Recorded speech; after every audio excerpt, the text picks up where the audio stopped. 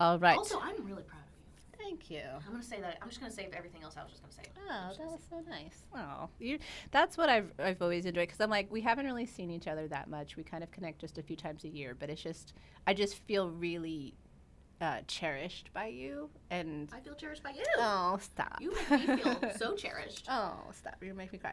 But that's what I've just so enjoyed about being around you. That was something I was thinking about this morning. It just feels like you just feel really warm and welcoming, and just like you create this safe space around you. So I just really appreciate that. But I try. yes, you do. You do a good job. We're gonna Thank you. start the podcast with tears. I'm okay with that.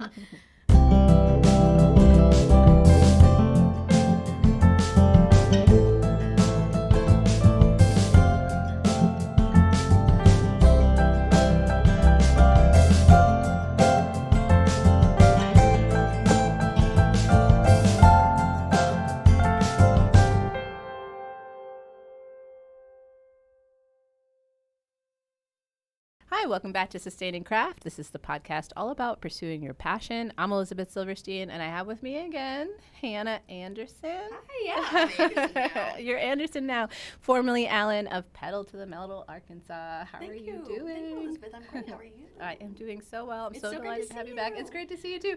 The last time we were in the same room together was November 2019. Yeah, it's been a minute. In my last little rental house with my one little room that I used as my studio. Yes, and it was great. And I so prepared you poorly for that podcast, but you did a great It's job. fine. I'm not very good at interviews still. Oh, it's fine. It's not about it's about being able to have a conversation. That's it. Right. That's really all it is. So Well, I feel comfortable around you. You're awesome. good. Well, and likewise, it's such a delight to be around you.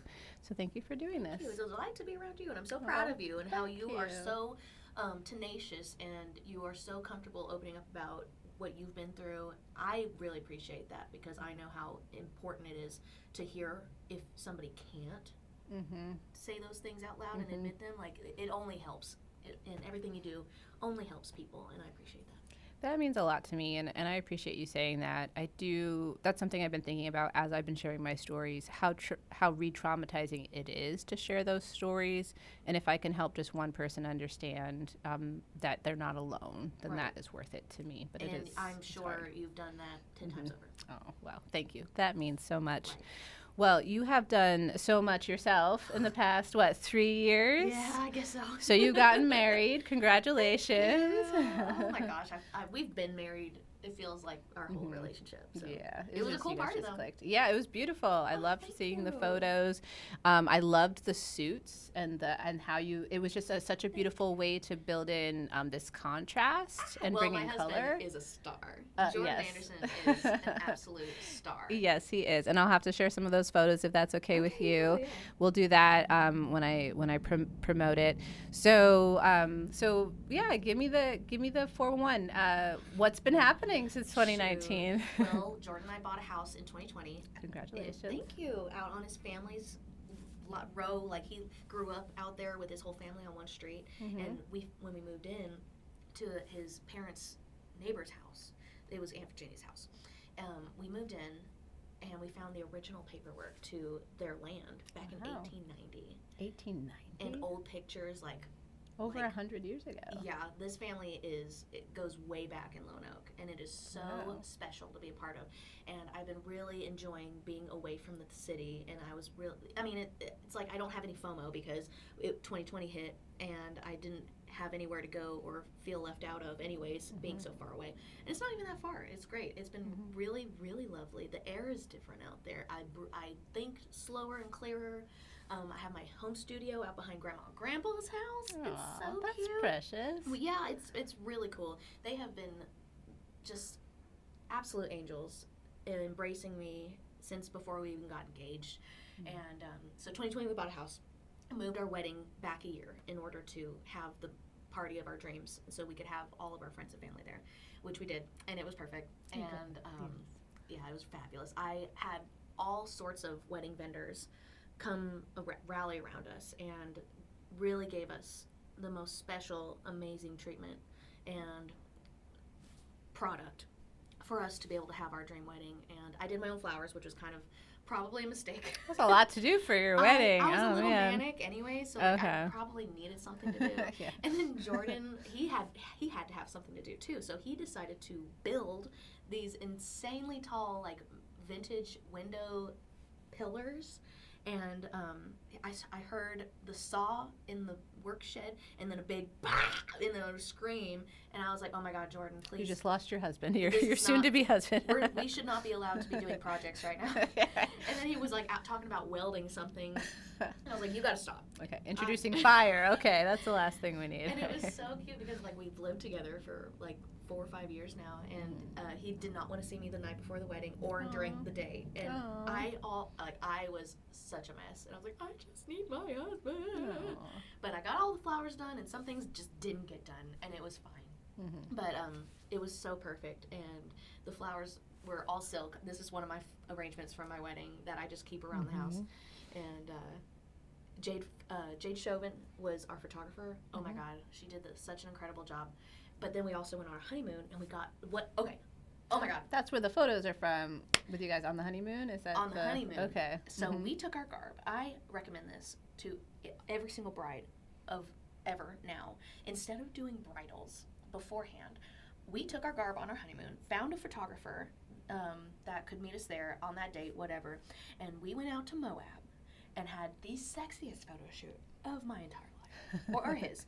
And they, like, you could just feel all the feelings we were feeling. We just got to escape from everybody, and like we were done with the wedding, and all, like the most joy and most like perfectly captured feelings are in those photos, and I love them so much. It comes across. It really Alexander does. did an amazing job doing that, does. and I'm so glad we did that. So I highly recommend that to anybody else who wants a reason to put their wedding dress back on or something. Just go on a vacation, take your stuff, and put it on. And it was just absolutely magical.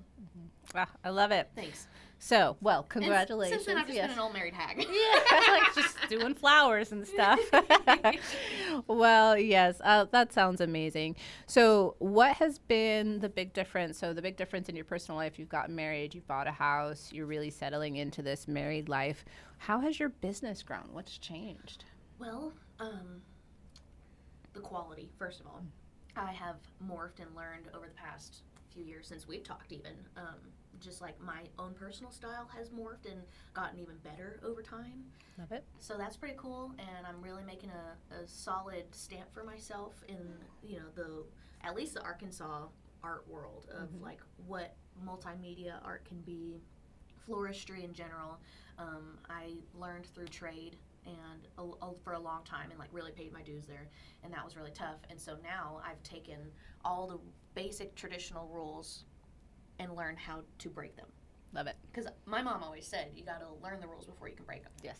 And so I really applied that to traditional like American floral design and then elements of European floral design, and kind of just created this whole other wacky dacky look that is still romantic and elegant, I think.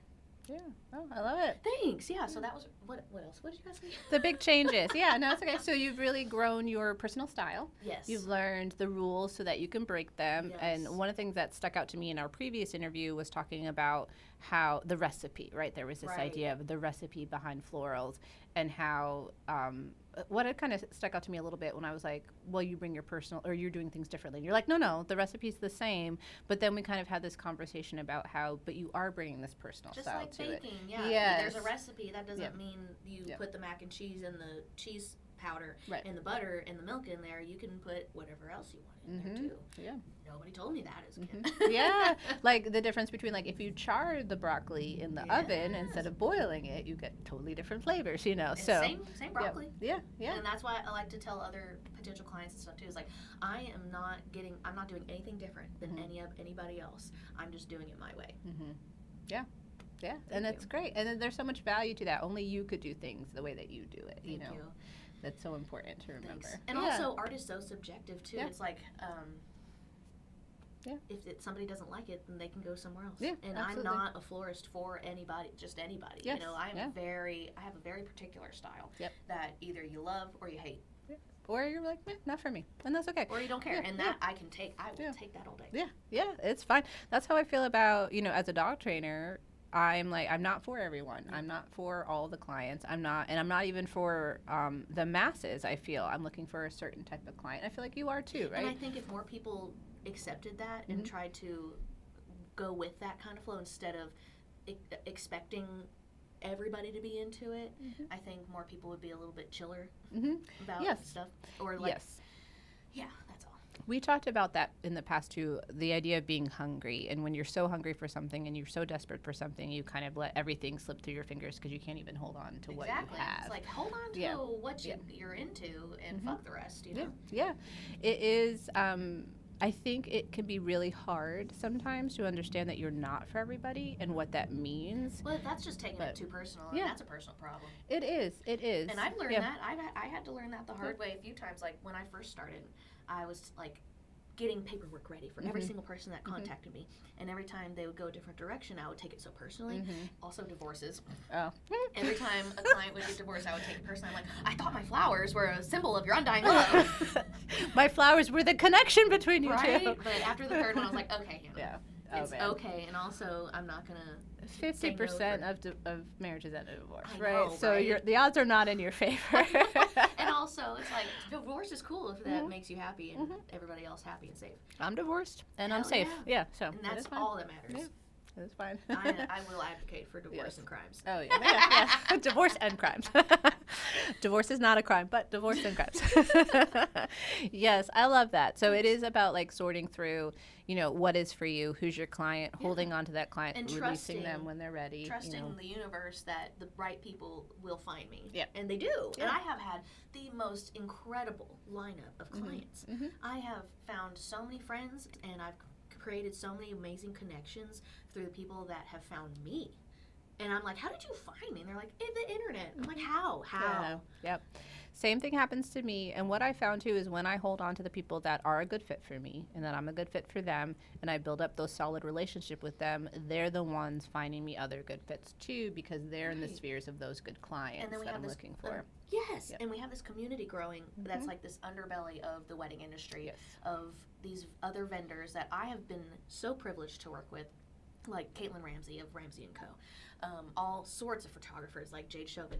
She did my wedding flowers. My wedding photos and our engagements, and she's amazing. And like all these other vendors that I keep in contact with. Like sometimes I'll call certain people, and I'm just like, can I just pick your brain about what's happening right now in Arkansas, or like how COVID affected farmers? Like it went all the way down to farmers, and that domino effect of what happened to the wedding industry in particular. I mean, I know that it's just a event industry. It's not as serious as it is. So not as serious as other things that happen.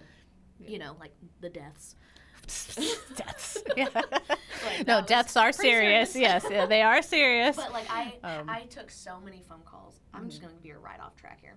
I took a lot of phone calls from my clients of all them crying, being like, we're thinking of moving our wedding. And I was so calm and collected about it until it got to my wedding. And then we started, Jordan and I were talking, we were going to get married in 2020, but then shit hit the fan, and he was like, we need to start really considering moving our wedding back. And I was like, the tears started rolling, and I gave myself that one day. I was like, okay, I'm allowed to cry. I get it now. I can see why some of these gals got upset now. But overall, like, I felt so selfish too, because I was like, this is not the end of the world. Right. It's just a party. Yeah. And you're keeping people safe and preventing more deaths by pushing it out. Yeah, the whole experience of COVID in 2020 just like completely derailed the wedding industry, the floral industry in particular, because farmers were literally, like, did you see that video of Mexican farmers burning mountains of roses that the orders got canceled because people canceled their weddings? I did not so see the that. wholesalers had to cancel their orders, and then those orders got canceled. So these farmers were literally just burning all of these beautiful roses that they had just picked in like mountains, and it was so sad and disheartening because that's money that they can't feed their families with. Right. And it just like, I mean, I'm such a small scale florist though, like I'm small taters, like there is no amount that I could have pre-ordered or whatever that could have affected it to that scale. But like imagining all the florists in Arkansas, all the florists in America, and then all the florists in the rest of the world, just it was really difficult to play catch up for the next year for farmers. And so then all the wholesalers that I work with still had such a hard time finding like white roses. You know, there was a shortage of roses for a while. And then Valentine's last year, all the prices skyrocketed. Yeah. Yeah. Well, and that's that's wild. That's not even something I am. Yeah, I'm not a part of that world, so I didn't see that side of things. But you know, there's been other aspects that I've been privy to. That is wild. It was so crazy.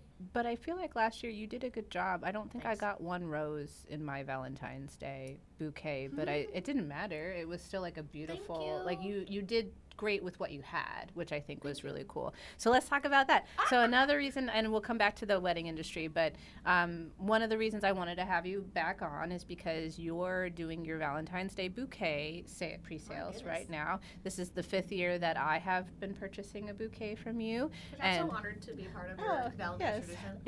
It is a solo journey, but it's one that I'm very happy to be on, and thank you for supporting me in that.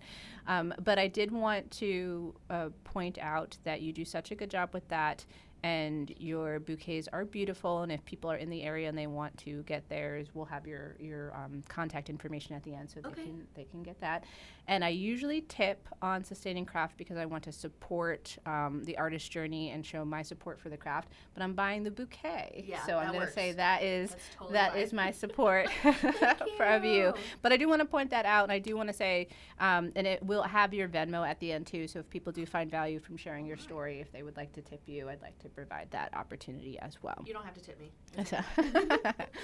So I love what you do in terms of the Valentine's Day bouquet. You offer a couple of different options. Do you want to share what you're doing with that? Sure, I got a little spiel. Yeah. So I try to offer price points at any range for anybody to be able to start. I start at $50 for a mini bouquet, and it goes up to the star, which is $230. This year I am working with a whole lot of yellows and oranges and purples again because that's kind of like my color scheme. You're actually even wearing those colors. Yeah, I really like orange and purple. Yeah. It's a really great combo. And I really like doing non-traditional Valentine's colors. I use this really cool water-based spray paint so that way the flowers actually drink the spray paint. Super cool. And then I've been obsessed with little bitty black bows recently, so I'm doing some little black bow. And you have that on your wedding flowers too. I'm all about a black bow. Yes. I don't know what it is. It's just got a chokehold on me right now. And so we're going to do it. Yeah, literally? Like, I love little black bows.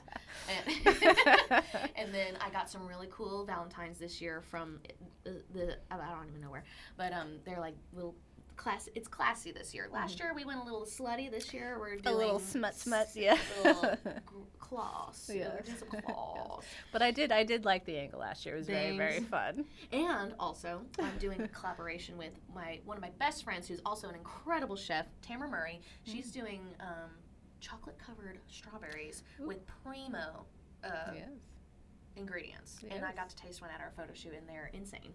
And I highly recommend. Yes. She's doing, so if you want to order some, you could always call me and get a bouquet and some chocolate covered strawberries. I got all my info on that on Instagram. Perfect. And your Instagram is? Petal to the Metal AR. Perfect. And I will be sharing her on my Instagram as well, Sustaining Craft. So check out both of those. So I want to cycle back to the wedding industry, but definitely celebrate Valentine's Day and however you want to with love, whether solo or what have you. So we talked a little bit before the podcast started about kind of how the industry works. And it seems like there is an insane blow up in cost for it. Who even knows how the wedding industry works? It's confusing. I think it feels to me a little bit like the healthcare industry. Who knows? There's a lot of curtains and smoke and mirrors. Gatekeepers, all that stuff. Yes. So how are you, because you're still in it, you're still providing florals for weddings and all that stuff. So how are you embracing that and tackling that? How are you doing things differently? Well, I prefer to stay away from the wedding industry. I like being kind of an undergroundish artist and like more on the vendor side of like art vendors, consider myself an artist before a florist. Just that makes me feel more comfortable. But it's just so sneaky and slippery. And And expensive. and capitalism isn't cool. I don't want to be a capitalist personally. I absolutely adore how I figured out how to combine my art and balance business. It's kind of like sitting on the edge of a sword here. And if I were to tilt one way or the other, I don't want to. I like staying in the middle. I like what am I trying to say? I don't want to sell out. That's all I'm saying. And also, I only have one set of lights to keep on. I only have one mortgage to pay on where I work because I work from home. So that's what makes me different, and I'm able to keep my costs down. I also do the math really well. I don't over order, so that way I use every single stem. And I don't like to technically advertise this, but I will work with any budget. If you want X, Y, and Z, I'll make it happen within your budget because it is possible. I do a lot of foraging. I do a whole lot of legal foraging. And so I try to, it's really, that's the part about the art side where I'm not a religious person by any means, and I'm technically not even that spiritual, but my art is definitely something that I don't want to commodify, or my love language is serving. I am a server. I'm a waitress. I'm really, really good at it. It makes me really, really happy. And then so being a part of this is like a very special kind of customer service that is also my love language, and I don't want to bastardize that. You know what I mean? I do, and that was something that was super apparent the first time we talked, because when you talk about your future goals and your 10-year plan, you wanted land, you wanted to have a field of wildflowers, you wanted things to be affordable where people could drink and not have to be rushed off the property too quickly, all that stuff. And I still hear that in you. I still hear that vision, and that you're like, I want to care for people. And that was very apparent in our first interview as well. Yeah. So about the whole farming, that's not going to happen. Okay. I realized once we moved out there in front of about 50 acres, that's a whole other trade of knowing things and doing things a specific way that I don't know if I could handle on top of doing. I'd much rather be the designer and customer service aspect and put my money into my community and my local flower farmers like Sweet Gum Flower Farm, hey Shannon, and be able to support their businesses too, so that way all I got to do is just run in, grab what I need in a bucket, and get out. And I would much rather do that than try to do it myself, and that way I can enjoy my life. Yeah. And I love that shift in goals too, as you learn more about what you can do, and then you refine and you pull it back. And I think that's a beautiful testament to the power of knowing a niche in an industry, because then you can support and build a community and not worry so much about how much do I have to know about all these things. I can just focus on this one thing and do that well. That's another thing too that I worked really hard on the past year after our wedding and then Valentine's. So I hit the ground running as soon as we got home from our honeymoon to Christmas decorate, and that is insane event work. And then it was Valentine's, and I realized after Valentine's of 2022 I was burnt out to a crisp, like complete fizzle, could not go on. And so I took a big step back all last year and that's when you became a server again too, right? I actually waited tables during the summer, and that was so good for me. I felt I just really needed to get out of the house and work with people, I think, and just like clock in and clock out somewhere, and that was so healthy for me, and I'm so glad I did that. But I really had to take a step back and just like chill and let my literal body rest, and my head, and figure out what day it is. That's literally where I was at. Like I was not okay. And as much as my wedding was perfect, that was a lot of work, and like 2 years of it, and a big emotional toll. Yes, and it was insane. It was intense, and then on top of that, just like my physically just go. This job is very physical, and so that's why when I am not working, I do not work. I chill so hard. So I'm really, really proud of myself for how I handled that this year. I really pulled back. We're trying to have a kid too, so I gotta be calm as a cucumber. Yeah, that's gonna happen. Yeah, so you have to not be stressed out to be able to take care of your baby. But now, grow your baby. Right, and now I have this amazing year-long schedule set, and I have if I were to just keep going and try to add, like, I really like where I'm at right now. I really like the amount that I've taken on, the amount of clients I have throughout the year versus doing a Valentine's or a pop-up here or a summer thing and blah, blah, blah. Mm-hmm. So that's another thing, too, I think that I had to unlearn was, like, the American grind, hustle. Yes. Yeah. That everybody, I think, is starting to catch up on now. And I am a workaholic. I was a workaholic. Right. I really was. Like, I felt like I was doing something wrong if I was sitting down and resting or having a day off or something. Like, we could go all day about that. Yes. But that's another thing, too, I'm trying to unlearn is should I be working or should I just go ahead and rest? And, like, if I rest too long, I start getting anxiety and, like, why am I still sitting down? Or, like, what? It's so many things pop up through your head when that happens. And so I'm trying to still unlearn that. Yeah. But I'm really happy with where I'm at. That's all I'm saying. No, that's perfect. And I think it's important to remember with that, too, is that it took years of you being in that mentality. It's not going to take mere days or seconds for you to get out of that mentality. You know, like that's a big thing too. That's where I think about, like, you know, bringing it back to trauma. Right. Trauma impacts you over decades. It's not going to take, you know, just days for you to process and handle and heal from your trauma. Right. Same you have thing to with choose those. every single day. Like, do not. Here's how I decided to go about this. Is since I'm trying to have a kid, I'm also trying to figure out how I want to be a parent, which is something I've been thinking of my whole life. Like, I've always wanted to be a mom. And so now I'm at the point where I'm parenting myself when I work from home and I'm alone and Jordan's at work and it's just me and the house is quiet and I'm, like, literally working from home like as if there is a child there, but I am me. I am the child. It's like, okay, it's time to feed yourself real food. It's time to drink water. It's time to brush your teeth. And, like, literally taking you back to basics like that. And then being like, check mark, gold star, good for you. And making sure that basic things are done and that I'm okay. That's the hardest part. And I'm so privileged to be able to give myself that kind of opportunity. I don't know how I got so lucky. I really do just have, like, the coolest life. Yeah. I am very blessed.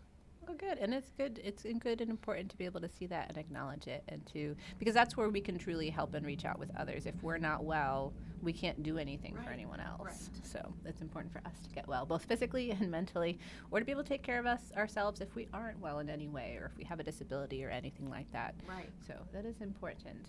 And yes, inner child work is very important. Very, very important. Very important. I saw something that I thought was really cool, which might be applicable with you in the florist industry, is, like, take care of yourself like a plant. Like, if a plant is not thriving, we don't tell it, stupid idiot, like, why are you not thriving? Like, we're like, does it need less or more sunlight? Does it need more or less water? Does it need to be repotted? You know, like, that's what we do with plants. Why can't we do that for ourselves? My girlfriend and I actually used to have this little plant watering app. And so she started doing this thing where every time she waters her phone plant, she waters herself. Oh, that's good. And so it's like it encourages her to drink water. And I have not done that in a long time, but it's a good idea. It is a good idea. Yeah, I've been thinking about how, like, Gen Z, they just carry their hydro flasks everywhere. And, like, what did we do? We just, like, grabbed a sip from the water fountain now and then, right? Like, we weren't even allowed to go to the bathroom when we needed it. Yeah, right? It's going to be not you boomer. It's going to be you millennial. You don't understand. Yeah, it's coming up. It's coming for us. Yeah, I know. But, yeah. So, yeah, remembering to care for yourself and to be gentle with yourself, I think is so really important. hard. It is hard. Just like the Smith said, it takes guts to be gentle and kind.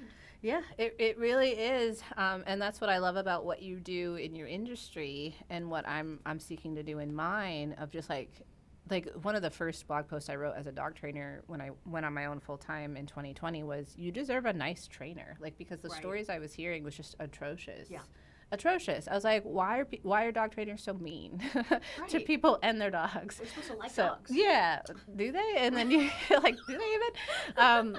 So that's who hurt you? Yeah, right. Sheesh. Yeah. Do you need to do some inner child work? You need to reparent that inner child. Yes. So that's always been my focus, and I think it sounds like that's what you're doing as well in your field of just like, all right, how do we learn the rules and break them? How do we tackle the problems in this industry? How do we truly care for the people in front of us who are being so vulnerable with us? And how do we offer that to them? Right. It's a very special kind of customer service. Very special when you're working with high intense emotions coming from not just the bride and the groom, the groom is never high emotion. They're always chill. They're fine. But Well, like they have no pressure on them. just like Yes. family will come out of the woodwork for weddings every time. It's like a no-brainer. And so I have a lot of experience in customer service. That's like my original thing that I've always I went through Dale Carnegie. Like that is my shit. Is I am much more of a service provider than a florist when I come to a wedding. The flowers are the flowers are the flowers. They're going to be what they are. There's no change in that. But what I do just kind of give for free, I had to start like holding myself back too, because there's another part that I quit doing was sticking around, because I will find something that needs to be done. And so, which I love doing. Like if I have the energy, I will absolutely stick around and play behind the scenes fairy bride Mothra and make some magic happen. It's literally as simple as cleaning up the puddle that the bride is about to freaking walk into and slip and fall on. And like those little things that people just don't think about, especially when it's like a family ran wedding or there's no coordinator or something, which I highly recommend. Just anybody, please just hire somebody that's not a family or friend to be there to be the boss with like the hat on that says answer to me with the clipboard. Like have somebody with a clipboard. I love being the guy with the clipboard. I'm so good at it. Yes. But that's something about myself that I love giving to myself, because everybody deserves to have such a stress-free wedding day. Like I'm like, girl, sit on that lily pad. Mom, sit on that lily pad. Like get out of my way, just let me do it. I got it. And like it's kind of like when I try to explain it to gals who are against finding somebody outside of their realm to be there for them, I'm like, think of it like all these vendors are all these actors coming to a play to not even rehearse, but to put it on the day of. All like the caterer, the photographer, all these strangers are getting together to make your day happen, and none of us know each other. Maybe, hopefully, that'd be cool. And it's like trying to put a performance on by 5 o'clock that night. And so it's good to know the vendors ahead of time. I always ask, like, hey, who's going to be here? And who'd you hire for this? Blah, blah, blah. Yeah. And I think creating that community is what has created so many amazing weddings that I've been a part of. Like, it's just so easy when you have that community. Yeah, and so the coordinator is like the director. Someone has to have the overall vision, but the director doesn't know how to always do the lights or set up that sort of stuff. Yes. Yeah. One time, like I went to the DJ because I was trying to like coordinate the grand entrance or whatever, and he was like, "Oh no, I'm doing this and this," and I was like, I put my hands up. I was like, "I don't know how to do your job. You got this. See ya. Appreciate ya. Doing a great job." And then I FUCK off, and I'm so okay with that. Yeah.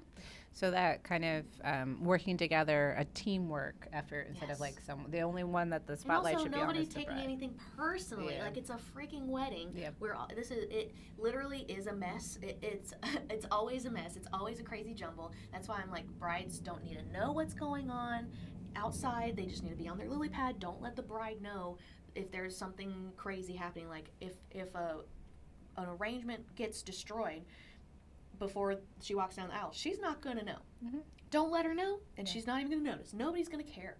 So many things that in weddings that people will just, vendors too, and like other florists and like other people, like people that I work with, will get bent out of shape out of small taters. And I always just say, Jordan says it too, my husband, he's always like, small taters.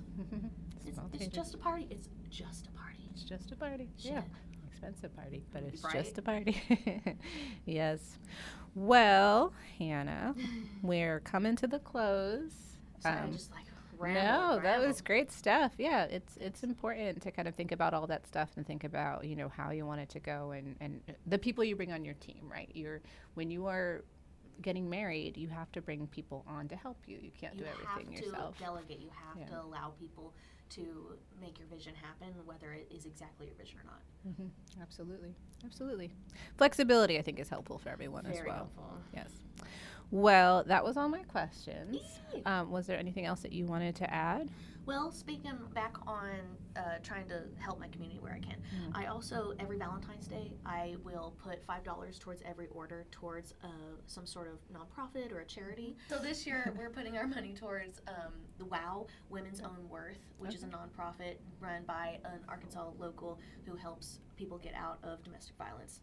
And I just hate capitalism. And I hate Yeah. Valentine's Day. I mean, I like it now.